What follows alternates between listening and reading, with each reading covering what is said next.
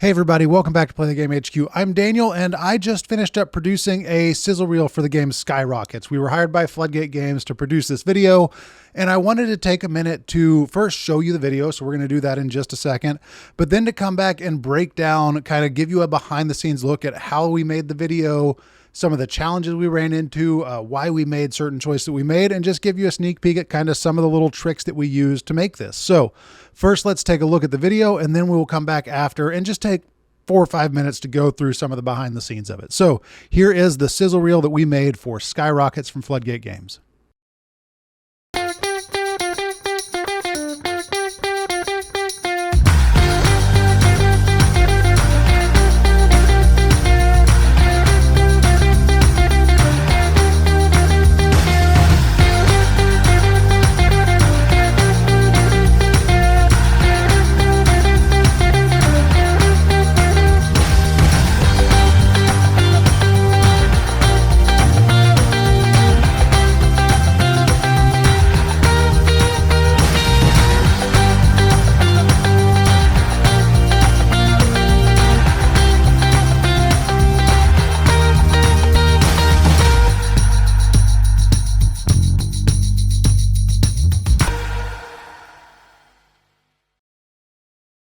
Okay, so let's jump right into it. If you're not familiar with Skyrockets, and hopefully you caught this from the video, the core of the game is you're playing cards to flip sand timers and keep them from running out. So it's a very fast-paced game. It's a very frantic game, and we wanted the video to be kinetic. That was the word we kept using to describe it. Fast cuts, fast edits, fast-paced, showing kind of the energy behind the game because it is a very fast-paced game.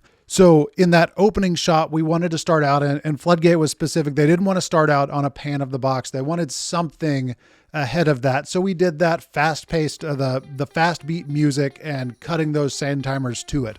Now, what you hopefully didn't catch from that, what was hopefully hidden, and I did a good job in the edit, was when I shot those with the sand timers dancing around, I actually shot single shots of the setup of all 5 timers lined up. Shot the entire run of the sand timers and then reset them, trying to keep them in the same place so it looked like they were just switching spots with the other timers, and then let it run completely. And then in the edit, I actually masked every sand timer and laid them in there, because if I didn't do that, if I edited between different sand timers and setups, one, it was just, I did try to do that first, and it was just awful trying to keep and make sure that all the sand timers were running and moving stuff around and flipping them and getting out of the shot and making sure that there was sand in all of the timers. The other thing that did is, if in the edit, when I edited between shots, the timers were jumping around. There was this jump that the sand would go down in the timer, and I didn't like that. I wanted the focus to be on the timers dancing around and swapping out and changing places, not on the sand bouncing up and down in the timers that weren't being changed out. So we masked off all of those timers and set them in, and we had just a single plate of the background that we shot, so it looked the same. Once we get out of the introduction, we go into just showing the gameplay, showing the cards laying down, the timers being flipped, showing it from a lot of different angles. So we want the overhead of the cards, we want close-up pans. All of those were shot on the jib. All of the pans were shot on the jib, with the camera just kind of floating as people were playing. I really like shooting on the jib. It allows me to, from one spot without having to move a tripod, and I'm awful at handheld shots. I'm trying to get better, but I'm awful at just handheld shots. So I use the jib a lot, and that lets me float up and down, get overhead without having to take the camera on and off a tripod or switch tripods. We also, because it was, we wanted this kinetic feel to it, we made sure that the shots were really quick, and also the transitions. We used a mixture of jump cuts, swipe transitions, and of these push-in transitions, but we used the transitions sparingly. I lean towards jump cuts more than transitions because I feel like transitions can be really overused. Because they're fancy and they look cool, and a lot of them are preset, and there's so many different transitions you can use. I feel like people, when they're getting into just editing videos, especially fast-paced videos, they lean more on transitions, and the tendency is to overuse them to where they become distracting. So I was very careful with where I used those push and those swipe transitions throughout this whole segment. I love the time lapse. The time lapse just felt great because the people in the background were blurry, moving around, but the sand was just steadily moving down. I love the way that shot turned out.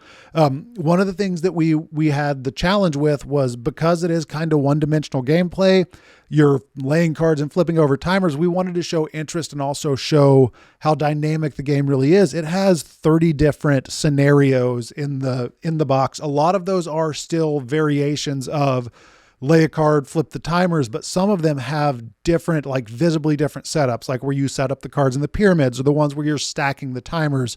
So we chose to shoot those so that we could show variety in the setup. Again, all of this is being communicated non-verbally.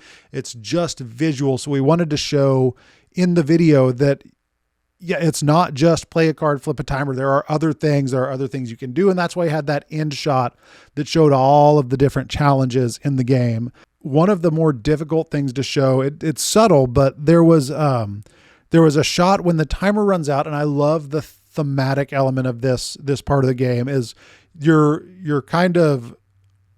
have 3 lives essentially in the game. There's a little cardboard piece that has 3 tiles on it, and when a timer runs out, you flip a tile over, and the tiles before you flip them over are people watching your fireworks show, and once you flip it, it's someone on their cell phone. It's so thematic and just accurate for the time that we're in. So you're trying to not let the timers run out and have people get bored and look at their phones. So we had this shot where we're zooming in on the green timer. It runs out. We show the shot flipping over the tile. But Floodgate wanted to show that you flip the green timer back over. And when we did that initially, we had that shot. We showed flipping the green timer back over, but it didn't connect to the action of flipping the tile over. So that's why I went with this split screen shot where we actually visibly tie flipping the tile over with resetting the green timer. And I think that worked really well to make it clear that those two actions were tied together. And that's kind of the overall challenge of this video with this game specifically, because it doesn't have a big table presence. It doesn't have a board. There's not a ton of pieces, was keeping it interesting and communicating how the game plays visually because we don't have voiceover or anything like that. Now, as we do more of these videos, and I would love to hear what you think of this, if you want more of these, because I would love to do more of these, but something that I'm awful at, and I will try to get better at, is taking actual behind the scenes video and photos as we do more of these and we shoot more of these sizzle reels.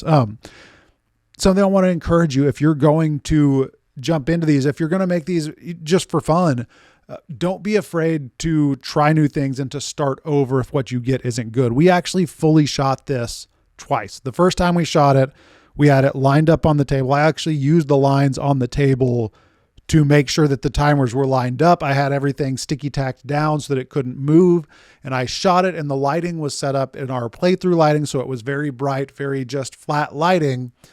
And it was just boring. It was visually boring. I was not happy with it. I could have turned it into something that I'm sure they would have been happy with, would have been fine with, but I knew that I wouldn't be happy with it, to the point that I didn't even dump that media onto my computer. I formatted the card in camera, and we took it, we pushed the game over into the corner. We added the color splash on the back wall, and it just became so much more visually interesting, not having so many lines. The other thing we did is we have 2 little spotlights up here in the ceiling.